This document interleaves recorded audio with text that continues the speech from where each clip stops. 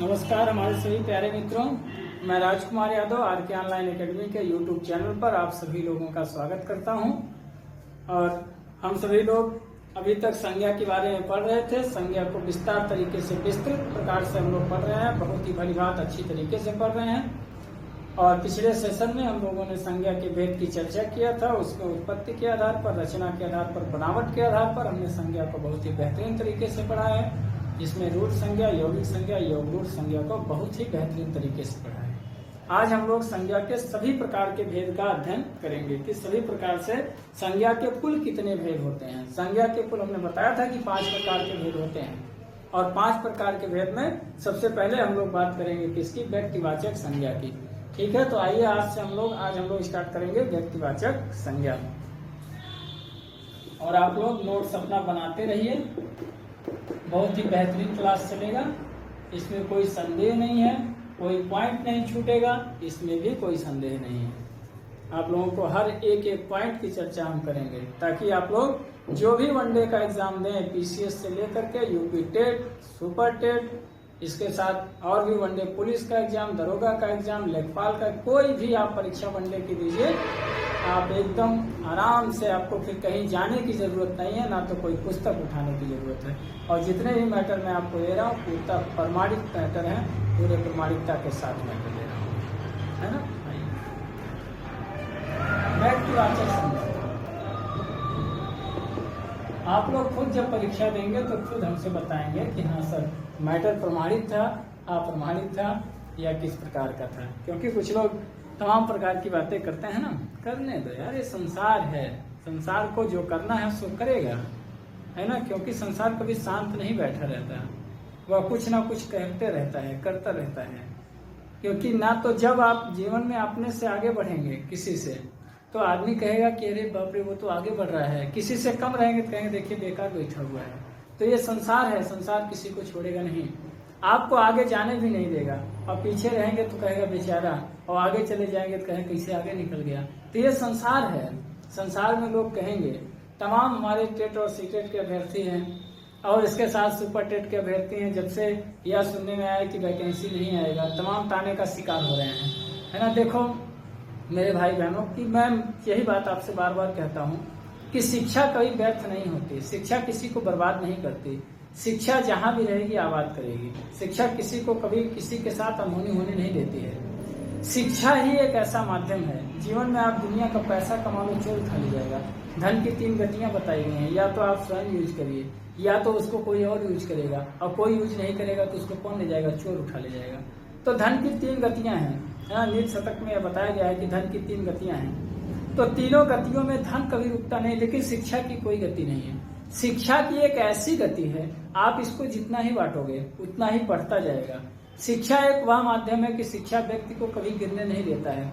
आपके पास अगर कोई कला नहीं है, आपके पास शिक्षा है, ज्ञान है, तो आप जीवन में कहीं पर भी, दुनिया के किसी भी कोने में चले जाओ, आपको कभी भी किसी से भी अपना परिचय बताने की जरूरत नहीं होगी। क्योंकि शिक्षा वह माध्यम है जो कभी किसी से परिचय की मोहताज नहीं होती। शिक्षा के द्वारा व्यक्ति अपना परिचय, उसका विचार देता है, व्यक्ति का परिचय उसके रहन सहन देता है, व्यक्ति का परिचय उसका पहन पहनावा देता है।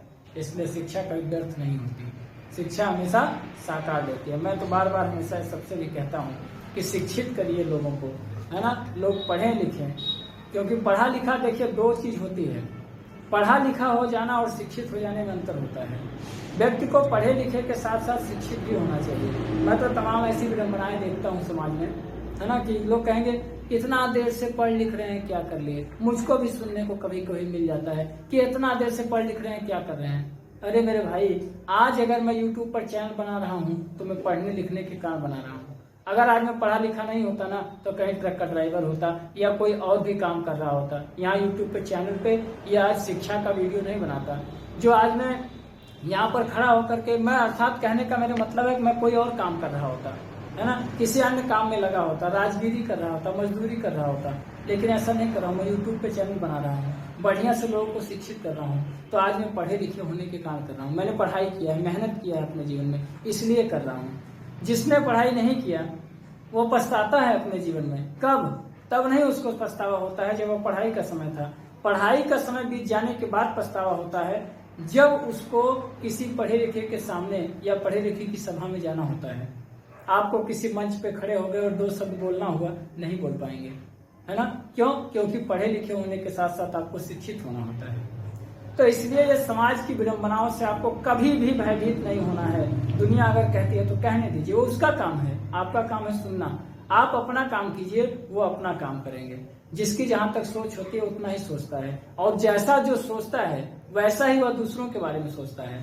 जो व्यक्ति खुद जितने तक होता है उतने ही तक वह दूसरों के बारे में सोचता है और सोचेगा। वो सोचने दीजिए, उसको कभी रोकने का प्रयास मत करिए। सोच लो भैया, वो तुम्हारा समय है, ये मेरा समय है ना?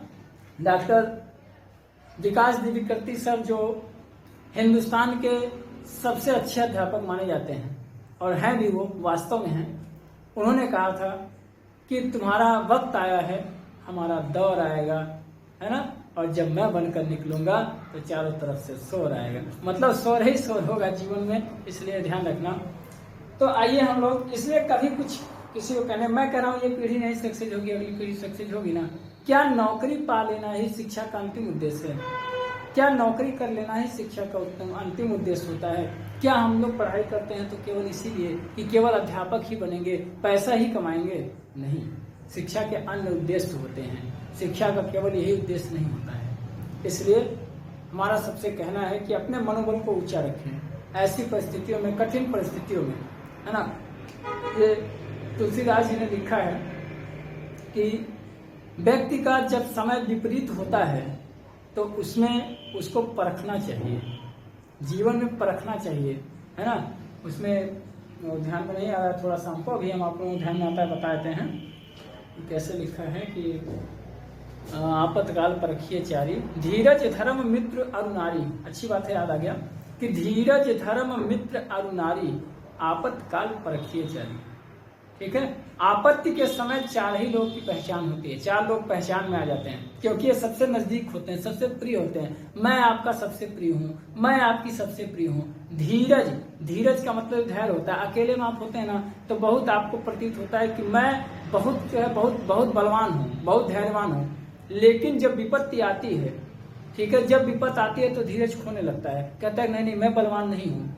तो तुलसीदास जी ने कहा कि धीरज को तब परखिए जब विपत्ति का समय हो। धीरज धर्म आपका कब काम आता है? जब विपत्ति का समय हो। लोग डगमगा जाते हैं धर्म से। तो धर्म, धीरज धर्म मित्र अरु नारी। मित्र का मतलब होता है दोस्त, फ्रेंड, जिसको हम लोग फ्रेंड इंग्लिश में कहते हैं आजकल। मित्र, दोस्त, सखा। मित्र वही होता है। मित्र देखिए हर समय तो दुनिया मित्र होती है, लेकिन वास्तव में असली मित्र कौन होता है, सच्चा मित्र कौन होता है, ये कौन बताता है? इस समय बताता है, वक्त बताता है, विपत्ति का समय बताता है। जब व्यक्ति आपत्ति के समय हो और उस समय जो आपका साथ दे वही आपका सच्चा मित्र होता है, नहीं तो दुनिया मित्र होती है ना? तो धीरज धर्म मित्र और नारी का मतलब होता है स्त्री जैसे पत्नी हो गई या और भी स्त्री हैं। तो स्त्री हमेशा कहती है कि हम आपके लिए बहुत चाहते हैं, आपको बहुत मानते हैं, आपके लिए हम ये कर देंगे वो कर देंगे। लेकिन जब विपत्ति का समय आता है ना तब समझ में आता है कि कौन हमारा है, कौन स्त्री हमारी है ना? ये स्त्री हमारी है कि नहीं है, आपद विपत्ति के समय ही यह पता चलता है। तो धीरज धर्म मित्र और नारी, आपत्काल परखिए चारी। यहीं पर देखिए और भी रचनाएं की गई हैं कि सच है विपत्ति जब आती है कायर को ही दहलाती है, और सुरमा नहीं विचलित होते क्षण एक नहीं धीरज खोते। जो सुरमा होते हैं वे कहीं विचलित नहीं होते, है ना? विघ्नों को गले लगाते हैं, पर्वत पहाड़ों में राह बनाते हैं। मतलब ये सब क्या होते हैं? कांटों में भी राह बनाते हैं, विघ्नों को गले लगाते हैं, कांटों में राह बनाते हैं। कभी मैं इसकी पूरी विवेचना करूंगा आपके साथ, क्योंकि आज का टॉपिक हमारा दूसरा है। तो जो व्यक्ति वास्तव में मेहनती होता है, हिम्मती होता है, जीवन में कुछ कर गुजरने की सोच लेता है, उसके लिए कभी दरवाजे और रास्ते बंद नहीं हुआ करते। इनके दरवाजे हमेशा खुले। तो कायरों की भाषा है, अब मैं क्या करूंगा, अब मैं क्या करूंगा, ये कायरों की भाषा है। कभी योद्धा, वीर, शिक्षित व्यक्ति ये कभी इनसे धीरज अपना खोते नहीं, धैर्य बना करके काम करते हैं। मैंने एक सफल उदाहरण आपको दे दिया कि अगर आज मैं वीडियो बना रहा हूँ आपके सामने, आपको अगर मैं YouTube पर ऑनलाइन पढ़ा रहा हूँ तो आज मैं पढ़ा लिखा नहीं होता तो आपको नहीं पढ़ा पाता। मैं कोई अन्य काम कर लेता लेकिन आज यहाँ पर खड़ा नहीं होता। लेकिन शिक्षा के द्वारा मैं दूसरा काम भी कर सकता हूँ, इसके साथ में पढ़ा भी सकता हूँ। अशिक्षित व्यक्ति पढ़ा नहीं सकता, अन्य काम कर सकता है, लेकिन मैं दोनों काम कर सकता हूँ, क्योंकि कला कभी भी सीखी जा सकती है, लेकिन ज्ञान कभी भी नहीं सीखा जाता। ज्ञान सीखने की एक उम्र सीमा होती है। मनोविज्ञान आप लोग अध्ययन करते हैं कि शिक्षा प्राप्त करने की भी एक उम्र सीमा होती है। धीरे धीरे इसके सीखने की क्षमता क्या होती है, कम होने लगती है। जितने प्रेम से बालक पहाड़ा याद कर लेता है, उतने प्रेम से बालक अपने जीवन में बुढ़ापे में नहीं याद कर पाता है ना।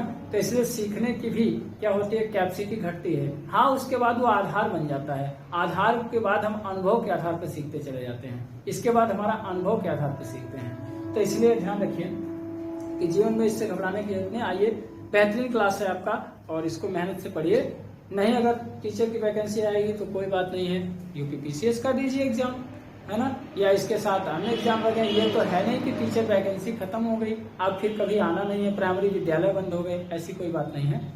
और आएगी क्यों नहीं, इसको कौन रोक सकता है। जब तक शिक्षा है जीवन में तो शिक्षित करने वाला, कराने वाला तो चाहिए ना, पढ़ाने वाला चाहिए ना। बच्चे कहाँ जाएंगे, पढ़ेंगे ना, आप ही से पढ़ेंगे, हमसे आपसे पढ़ेंगे। तो इसलिए वैकेंसी का आना तय है, चाहे जब आए, लेकिन आप वैकेंसी के लिए ही पढ़ाई मत कीजिए, कुछ अपने लिए भी कीजिए। इससे आपका क्या होगा, इससे आपका जीवन, आज अगर हम लोग देखिए यहाँ तक अगर पहुंचे हैं तो कहीं ना कहीं हमारी पुरानी पीढ़ियों में दोष है। दोष ये है कि अगर हमारी पुरानी पीढ़ी ये चीज जानती होती, यहाँ तक वो अगर अपना अनुभव रखती, भविष्य उनका फ्यूचर यहाँ तक जानकारी होता, तो हम लोग कब का यहाँ तक पहुंच चुके होते। लेकिन आज नहीं पहुंच पाए हैं, अभी पीछे हैं, पहुंच रहे हैं, रेस में हैं हम लोग। क्यों? क्योंकि अभी हम लोग जानकारी, जागरूकता उतनी नहीं थी। अब हमारे पास जागरूकता आई है तो कम से कम अगली पीढ़ी को जागरूक कर सकते हैं। इतनी कैपेसिटी हमारे अंदर आ चुकी है। इसलिए मेरा आप लोगों से कहना है कि मेहनत से पढ़िए और पढ़ करके, इसलिए ये मानकर मत चलिए, क्योंकि देखिए जो वास्तव में ज्ञानी होता है वो ये मानकर नहीं पड़ता कि मुझको इससे सब कुछ लेना ही लेना है। ये कहता है कि मुझको देना ही देना है। ठीक है, जिसने केवल लेना सीखा वह जीवन में कभी सुख नहीं पाया, उसने कभी जीवन में सुख नहीं पाया। वो तो हमेशा लेने के लिए चक्कर में ना, ये ले लूं, ये ले लूं, ये ले लूं, लेकिन पाया कुछ नहीं। हमेशा जीवन में मृत्यु सैया पर सोते हुए भी वो उसका माइंड कभी सुख नहीं पाया। और जिसने देने के लिए जीवन में सोचा वह हमेशा जीवन में सुखी रहा, कम में भी सुखी रहा, ज्यादा में भी सुखी रहा। इसलिए हमेशा केवल लेने का मत सोचिए, देने का भी सोचिए। आइए आगे बढ़ते हैं। तो व्यक्तिवाचक संज्ञा किसे कहते हैं? व्यक्तिवाचक संज्ञा का तात्पर्य होता है ऐसा संज्ञा पद जिसके द्वारा किसी व्यक्ति विशेष का बोध होता हो, किसी स्थान विशेष का बोध होता हो, किसी जाति विशेष का बोध होता हो, चाहे सब जात में किसी व्यक्ति विशेष के नाम का बोध होता हो, तो उसे हम लोग क्या कहेंगे? व्यक्तिवाचक संज्ञा कहते हैं। एक सामान्य इसका ट्रिक है, जब कई लोग एक साथ बैठे हों और हम बुलाएं किसी को, तो जिसका हम नाम लेके बुलाएंगे वही हमारे पास आएगा। जैसे ढेर सारे बच्चे बैठे, हमने कहा राम इधर आओ, तो एक लड़का, समूह में से जब एक लड़का निकल करके आए तो आप समझिएगा कि व्यक्तिवाचक संज्ञा है ना।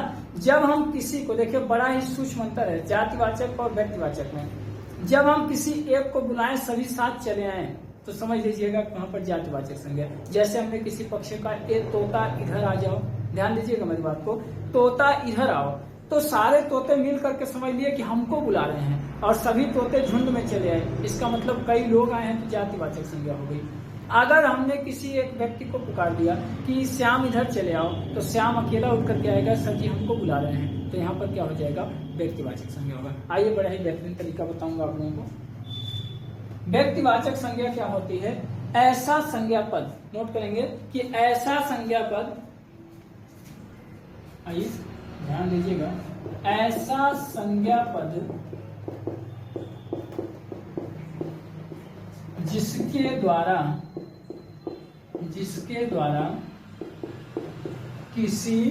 जिसके द्वारा किसी एक व्यक्ति, वस्तु या स्थान का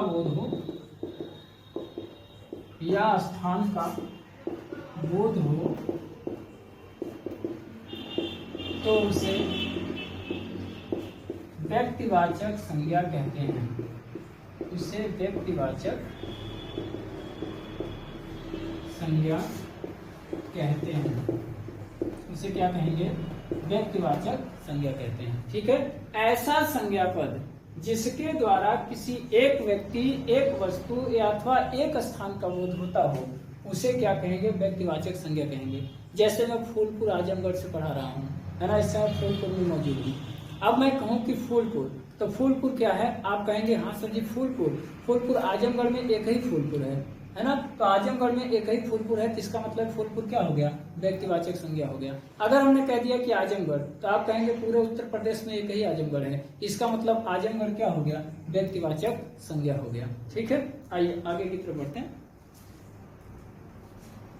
आइए और कहाँ इसकी क्या पहचान होती है उसको देखते हैं। आप लोग इससे शॉर्ट लेते रहिए, बराबर इसका नोट्स बनाते रहिए। बहुत ही शानदार नोट्स आप लोग बनाइए ताकि हमेशा के लिए आपके लिए सुरक्षित हो जाए। ध्यान रखिएगा, व्यक्तिवाचक संज्ञा का कभी बहुवचन नहीं होता। पहली बात स्टार लगा के रखिएगा इस बात को। व्यक्तिवाचक संज्ञा का बहुवचन कभी नहीं बनता, बहुवचन कभी नहीं बनता है, कभी नहीं बनता। पहली बात याद रखिएगा, है ना, कि व्यक्तिवाचक संज्ञा का कोई बहुवचन नहीं होता। अभी जैसे किसी का नाम राम है तो हम लोग रामो मतलब कैसे कहें? राम का बहुवचन क्या हो? कुछ नहीं होगा, एक ही हो, क्योंकि एक लड़का है, कोई एक बच्ची का नाम है। जैसे सीता नाम हो गया तो सीताएं हम लोग नहीं कहेंगे, है ना, सीताएं नहीं होता है, सीता एक ही नाम है। तो बहुवचन जिसका हम बहुवचन, अगर आपको ना समझ में आए तो आप लोग उसका नाम का बहुवचन बना लीजिए कि बहुवचन बनाने पर क्या इसका बन रहा है कि नहीं बन रहा है। अगर बहुवचन बन रहा है तो जातिवाचक संज्ञा हो गई, अगर बहुवचन नहीं बन रहा है तो व्यक्तिवाचक संज्ञा हो जाएगी। ठीक है, दूसरी बात याद रखिएगा कि व्यक्तिवाचक संज्ञा कभी नष्ट नहीं होती। व्यक्तिवाचक संज्ञा कभी नष्ट नहीं होती, कभी क्या नहीं होती? नष्ट नहीं होती। कैसे? अब आप कहेंगे कैसे नहीं नष्ट होती है, तो ध्यान दीजिएगा मेरी बात को कि संज्ञा नष्ट कैसे नहीं होती। इसलिए नष्ट नहीं होती क्योंकि जिसका नाम एक बार जो हो गया वही नाम उसका जीवन भर बना रहता है, वह कभी नष्ट नहीं होता। जैसे राम आदिकाल से कितने दिनों से राम का नाम है, आज भी लिया जाता है। तुलसीदास तब का नाम है, आज भी लिया जाता है। जैसे कबीरदास तब था, अब भी लिया जाता है। तो नाम कभी नष्ट नहीं होता किसी का। तो ध्यान रखिएगा, व्यक्तिवाचक संज्ञा कभी नष्ट नहीं होती। दूसरी बात ध्यान रखिएगा, इस संज्ञा का परिवर्तन नहीं होता, ठीक है, इस संज्ञा का परिवर्तन नहीं होता है। जैसे ऐसा नहीं है कि चलिए ठीक है, त्रेता में राम नाम था, कलयुग में हम लोग राम का नाम बदल देंगे, क्या ऐसा कुछ है क्या? है ना, तब त्रेता युगी राम कहे थे, अब हम लोग कलयुगी राम कहेंगे क्या? नहीं, जो नाम तब था वही नाम अब होगा। इसलिए ध्यान रखिएगा कि संज्ञा का कभी परिवर्तन नहीं होता, संज्ञा को कभी परिवर्तित नहीं किया सकता। संज्ञा जिस रूप में थी, संज्ञा उसी रूप में हमेशा क्या होगी? बनी रहेगी। आइए नेक्स्ट वो आगे देखते हैं हम लोग। अब इसके उदाहरण की तरफ चलते हैं, कहाँ कहाँ पर संज्ञा व्यक्तिवाचक संज्ञा होगी। आशा करते हैं कि आपको अच्छा समझ में आ रहा होगा कि व्यक्तिवाचक संज्ञा का कभी बहुवचन नहीं बनता, व्यक्तिवाचक संज्ञा कभी नष्ट नहीं होती, इस संज्ञा का परिवर्तन नहीं होता है। ठीक है, आगे देखिए। वीडियो को आप लोग अगर अच्छा लग रहा हो तो आप लोग इसको थोड़ा सा लाइक कर दीजिए, सब्सक्राइब कर दीजिए और इसको शेयर भी कर दीजिए। यदि आप लोगों को ठीक लग रहा हो, आप लोगों को ऐसा महसूस हो रहा हो कि हाँ ये हमारे जीवन के लिए लाभदायक है, तो अन्य लोगों को भी इसका लाभ प्रदान कर दीजिए, है ना। ठीक, आइए देखिए। यदि नहीं लग रहा है तो कोई जबरदस्ती नहीं है, ना तो कोई कहना है, क्योंकि ऑलरेडी चैनल हमारा लाइव चलता है, कोई दिक्कत नहीं है ना। लेकिन फिर भी अगर लाइक कर देंगे, शेयर कर देंगे, सब्सक्राइब कर देंगे तो हमारे पक्ष में होगा, आपके पक्ष में हो जाएगा। ठीक है, अब देखिए व्यक्तिवाचक संज्ञा कहाँ कहाँ पर होता है ना। व्यक्तिवाचक संज्ञा बड़े ही ध्यान से इसको पढ़िएगा। व्यक्तियों का नाम, व्यक्तियों का नाम, किसी में व्यक्ति का अगर नाम ले लिया जाए तो वहां पर क्या हो जाएगा? व्यक्तिवाचक संज्ञा होगा। जैसे राम, श्याम, मोहन, सोहन, सीता, है ना, डॉट। किसी का भी अगर हम नाम लेते हैं, किसी व्यक्ति का अगर नाम लेते हैं तो नाम लेने पर हमेशा क्या होती है? व्यक्तियों का नाम लेने पर व्यक्तिवाचक संज्ञा हो जाता है। और कहां पर होता है देखिएगा, और कहां पर होता है, नदियों का नाम, नदियों का नाम, नदियों का नाम लेने पर हमेशा क्या होता है, व्यक्तिवाचक संज्ञा। किसी भी नदी का नाम लेंगे, देखिए ध्यान रखिएगा मेरी बात को, अगर जब हम नदी शब्द कहेंगे तो नदी एक जातिवाचक संज्ञा है, क्योंकि अगर हमने कहा ए नदी इधर आ जाओ, है ना, तो एक नदी को बुलाएंगे सारी नदियां चली आएंगी, चलिए आर के सर के घर चलना है, आर के सर घर चलना है, नहीं। जब हमने कहा, देखिए स्पष्ट रूप से, एक को बुलाइए, एक नदी को आपने बुलाया और सभी नदियां आने के लिए अग्रसर हो गई, तो वहां पर जातिवाचक हो जाएगा। अगर हमने नाम लेकर बुलाया कि यह गंगा नदी जरा हमारे दर पर भी आ जाओ, तो गंगा नदी अगर हमारी तरफ बढ़ रही है तो इसका मतलब है कि एक नदी आई, सभी नदियां नहीं निकल करके आई, एक नदी निकल करके आई। तो यहाँ पर क्या, ये काल्पनिक बातें मैं इसलिए कर रहा हूँ, कल्पना कर रहा हूँ, नदी किसी के यहाँ जाती नहीं है, मैं कल्पना इसलिए कर रहा हूँ कि अगर आपको ऐसा करना हुआ और इस प्रकार की सिचुएशन बन जाए तो आप इसको पहचान जाएंगे कौन व्यक्तिवाचक है कौन जातिवाचक है, और इसमें कभी आप भटकेंगे नहीं, कहीं भूलेंगे नहीं, आपका कभी गलत नहीं होगा। एक बेहतरीन ट्रिक दे रहा हूँ आप लोगों को कि जो कभी आपका गलत ना हो, और ऐसी ट्रिक जिसको कभी याद न करना हो। आप परीक्षा दे रहे हैं, उसी में 4 ऑप्शन आपका दिया हुआ, चारों को बुला लीजिए अपने पास और पूछिए कि भाई इधर आ जाओ, ए नदी इधर आ जाओ, ए पहाड़ इधर आ जाओ। आप कहेंगे पहाड़ इधर आ जाओ, इसका मतलब सारे पहाड़ आ रहे हैं, विंध्याचल का भी आ रहा है, हिमालय भी आ रहा है, सब साथ में आ रहे हैं, इसका मतलब है कि जातिवाचक है, तो जातिवाचक हो गया। एक को अगर हमने बुला लिया तो एक सुन रहा है मेरी बात को, इसका मतलब है कि यहाँ पर क्या होगा, व्यक्तिवाचक संज्ञा। और सबसे सरल ट्रिक, आपको सब कुछ अगर भूल जाए, कुछ भी ना याद आए, तो बस इस चीज को अपना लीजिएगा, मेरी बात मान करके उसको बुला लीजिएगा, है ना। जब उसको बुला लेंगे तो बता दीजिए कि आज मेरे यहाँ पनीर की पार्टी है, आप मेरे यहाँ आ जाओ। अगर सब इकट्ठा आ जाए, है ना, कह दिए कि व्यक्ति मेरे यहाँ आ जाओ, तो व्यक्ति कह दिए तो सारे व्यक्ति चल पड़े, आज चलिए आज इनके यहाँ चलना है, पनीर पार्टी है, तो सब लोग अगर इकट्ठा आ गए तो जातिवाचक हो गया। और एक व्यक्ति जिसका आपने नाम लेकर के बुलाया, अगर वह व्यक्ति आ गया, इसका मतलब उसमें क्या हो जाएगा, व्यक्तिवाचक संज्ञा होगा। आशा करते हैं बहुत अच्छी तरह समझ गए होंगे आप। तो नदियों का नाम होने पर, नदियों का नाम होने पर क्या हो जाएगा, हमेशा ये जाति व्यक्तिवाचक संज्ञा होगा। जैसे गंगा, यमुना, भागीरथी, है ना, डॉट डॉट डॉट कर लीजिए। इस तरह से ये सभी नदियों का नाम, किसी भी नदी का नाम आता है तो नाम आने पर हमेशा क्या होगा, व्यक्तिवाचक संज्ञा हो जाएगा। इसी तरह से अभी हम लोग देखेंगे, इस तरह से जैसे शहरों का नाम, जैसे किसका नाम, शहरों का नाम, किसी शहर का नाम दिल्ली, मुंबई, गुजरात, है ना, गुजरात हो गया। इसके साथ आजमगढ़, आजमगढ़ को हम लोग कैसे भूल सकते हैं, ठीक है। तो यहाँ पर ये क्या हो जाए, किसी भी शहर का नाम अगर लिए आप, तो शहर का नाम लेने पर हमेशा क्या हो जाएगा, व्यक्तिवाचक संज्ञा होगा। इसी के साथ देखिए देशों का नाम लेने पर, देशों का नाम, जब हम किसी देश का नाम लेते हैं, जैसे भारत, है ना, भारत हो गया, ऑस्ट्रेलिया हो गया, इंग्लैंड हो गया, ठीक है, अमेरिका हो गया, रूस हो गया, डॉट डॉट डॉट, ये सभी क्या हो जाए, किसी भी देश का नाम लेने पर हमेशा क्या होता है, जैसे आपके भारत इधर आइए, भारत आएगा ना, सभी देश नहीं आएंगे। ऑस्ट्रेलिया इधर आओ तो खाली ऑस्ट्रेलिया ना आएगा, सब थोड़ी आ जाएंगे इकट्ठा बुलाने पे। तो यहाँ पर क्या हो जाएगा, आपका देश का नाम होने पर हमेशा क्या होगा, व्यक्तिवाचक संज्ञा हो जाएगा।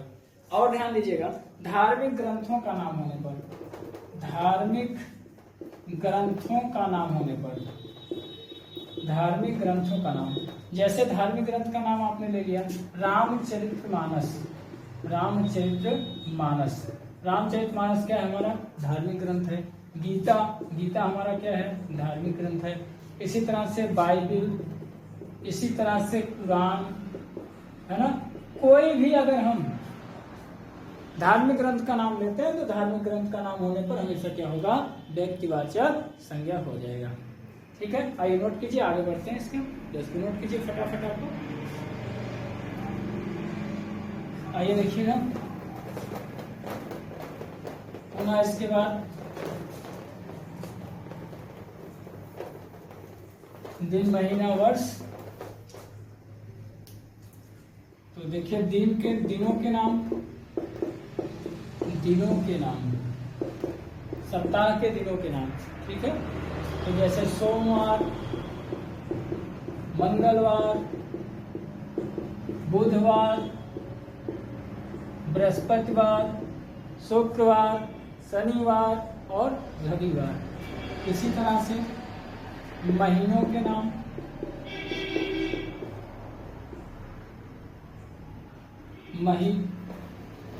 माह के नाम, शुद्ध लिखिए, माह के नाम। अब माह का नाम लिखिए, जैसे माह दो प्रकार से नाम लिए जाते हैं, हिंदी वाले नाम और जो कैलेंडर में आपका चलता है। तो जैसे जनवरी, फरवरी, मार्च, अप्रैल, मई, जून, जुलाई, अगस्त, सितंबर, अक्टूबर, नवंबर, दिसंबर। और माह के नाम जैसे चैत्र, वैशाख, आषाढ़, जैसे सामान्य रूप में जो हम लोग पढ़ते हैं। अच्छा, सामान्य वाला पहले बता दें फिर नोट करवाते हैं। चैत, वैशाख, आषाढ़, सावन, भादो, कुआर, कार्तिक, अगहन, पूष, माघ, फाल्गुन। आइए इसको नोट करते हैं, जो वास्तव में जो लिया जाता है उसको देखते हैं हम लोग। तो देखिएगा, जैसे चैत्र, वैशाख, चैत्र, ज्येष्ठ, वैशाख होता है ना। चैत्र, ज्येष्ठ, वैशाख, आषाढ़, श्रावण, भाद्रपद, आश्विन, इस तरह से करके ये पूरे जितने भी नाम होते हैं महीने के, ये सब क्या होते हैं, ये सब आपका पूरा व्यक्तिवाचक संज्ञा होता है। और देखिए जैसे दिशाओं के नाम, कितनी दिशाएं होती हैं? कुल 10 दिशाएं होती हैं। दिशाओं के नाम 10 दिशाएं होती हैं, ठीक है ना। 10 दिशाओं में कौन कौन होती है? तो पूरब, पश्चिम, उत्तर, दक्षिण, ठीक है। और 2 दिशाएं इनके मध्य में होती हैं, एक उत्तर पूर्व के मध्य में, फिर पश्चिम उत्तर के मध्य में। ये इनके मध्य में जो दिशाएं होती हैं उनको क्या कहा जाता है? तो ईशान, वायव्य, ठीक है। ईशान होता है, वायव्य होता है, नैऋत्य होता है, आग्नेय होता है। ये तो 8 दिशाएं हो गई। अभी हम बना दे रहे हैं ग्राफ इसका, आप लोग देख लीजिएगा। तो पूरा, पश्चिम, उत्तर, दक्षिण, ईशान, वायव्य, नैऋत्य और आग्नेय। देखिए ये दिशाएं होती हैं, दिखाई दे रहा है ना, इधर देखिए, ये दिशाएं होती हैं। ये हो गया आपका उत्तर, ये हो गया दक्षिण, ये हो गया पूर्व, ये हो गया पश्चिम, है ना। उत्तर और पूर्व के बीच में जो दिशा होती है उसको कहते हैं ईशान। इसे क्या कहा जाता है? ईशान कहा जाता है। दक्षिण और पूर्व के बीच में जो होता है इसको कहते हैं नैऋत्य। इसे क्या कहा जाता है? नैऋत्य। अरे सॉरी, आग्नेय कहते हैं इसको, माफ कीजिएगा, आग्नेय कहते हैं इसको। इसी कोण पर किचन वगैरह बनाया जाता है, घर जब बनता है तो वास्तुकार लोग आग्नेय कोण पर किचन बनाते हैं, ईशान कोण पर घर का मंदिर, पूजा पाठ का स्थल बनाया जाता है। और ये वाला कोण देखिए होता है वायव्य, और ये कोण क्या होता है? नैऋत्य। बाथरूम वगैरह जो है वो नैऋत्य कोण पर बनता है, और वायव्य कोण हमेशा खुला रखना चाहिए, वहां से वायु आती है, ठीक है। ऐसा लोगों की मानक है, जो आपकी जैसी इच्छा हो, वैज्ञानिक में है। तो पूरा, पश्चिम, उत्तर, दक्षिण, ईशान, वायव्य, नैऋत्य, आग्नेय, ये 8 दिशा हुआ। अभी 2 दिशा बचा है, एक ऊपर की दिशा और एक नीचे की दिशा। तो ऊपर की दिशा कहते हैं ऊर्ध्व और उधव, ऊर्ध्व और क्या? उधव। ये मिला करके कुल कितनी दिशाएं हो गई? 10 दिशा होती है। तो इस तरह से ध्यान रखिएगा, ऊपर की दिशा को ऊर्ध्व कहते हैं और नीचे की दिशा को क्या कहते हैं? उधव कहते हैं। ठीक है, आशा करते हैं बेहतरीन समझ रहे हैं आप लोग। समझ ही नहीं रहे हैं, बहुत बेहतरीन आप लोग समझ रहे हैं, ऐसी आशा मैं कर रहा हूँ। ठीक है, आइए देखिएगा। तो इस तरह से दिनों के नाम, महीनों के नाम, दिशाओं के नाम। आइए और देखें कहाँ होता है व्यक्तिवाचक संज्ञा।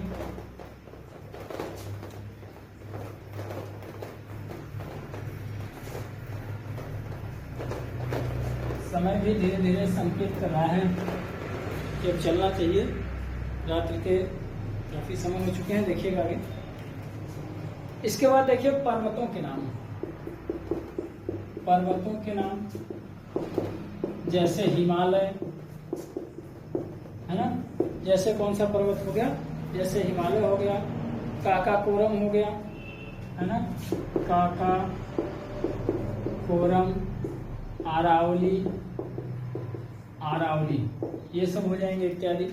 इसके साथ और देखिए कहाँ होगा, और इसके साथ देख सकते हैं आप लोग त्योहारों का नाम। इसके बाद त्योहारों का नाम, त्योहारों का नाम में जैसे Holi, Deepawali, Eid, Ramzan, dot dot dot, ये सब क्या हो जाएगा, त्योहारों का नाम में क्या होगा, व्यक्तिवाचक संज्ञा हो जाएगा।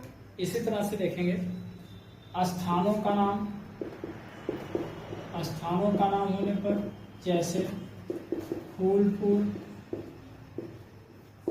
फूलपुर, अंबारी, शाहगंज,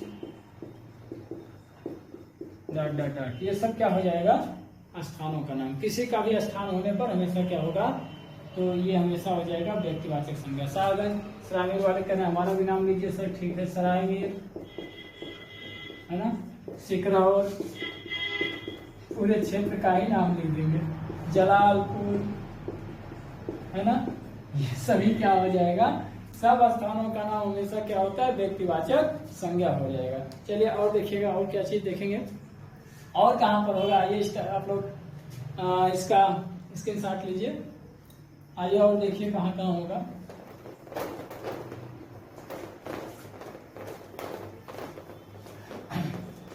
मजा आ रहा होगा आप लोगों को पढ़ने में, हाँ इसी तरह से मजा आएगा आपको पढ़ने में, अगर मन लगा के पढ़ेंगे तो ऐसे ही मजा आएगा।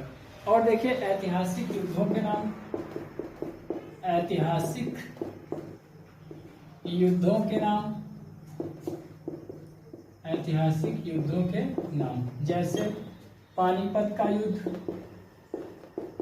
पानीपत का युद्ध, ठीक है, और इसके साथ में देखिए बक्सर का युद्ध, बक्सर का युद्ध, ठीक, इत्यादि। ये सभी होने पर हमेशा क्या हो जाता है, हमेशा व्यक्तिवाचक संज्ञा हो जाता है, ठीक है। आशा करते हैं कि आप लोग बहुत ही बेहतरीन तरीके से इसको समझे हैं। जैसे और नमक सत्याग्रह हो गया, नमक तोड़ो आंदोलन हो गया, ये सभी क्या होते हैं, ऐतिहासिक, जो ऐतिहासिक घटनाएं हैं, ऐतिहासिक युद्ध हैं, इन सब का वर्णन होने पर हमेशा व्यक्तिवाचक संज्ञा होता है। ठीक है दोस्त, आशा है कि आप लोग समझे होंगे, बेहतरीन तरीके से पढ़े होंगे। चलिए अब हम लोग चलते हैं और अगले दिन फिर आप लोगों से सेशन में व्यक्तिवाचक हो गया, जातिवाचक संज्ञा के साथ आप लोगों से मुलाकात होगा, और आशा है कि बहुत अच्छा लगेगा आप लोगों को, बहुत ही अच्छे से पढ़ेंगे। ठीक है, आप सभी लोगों को जुड़ने के लिए धन्यवाद।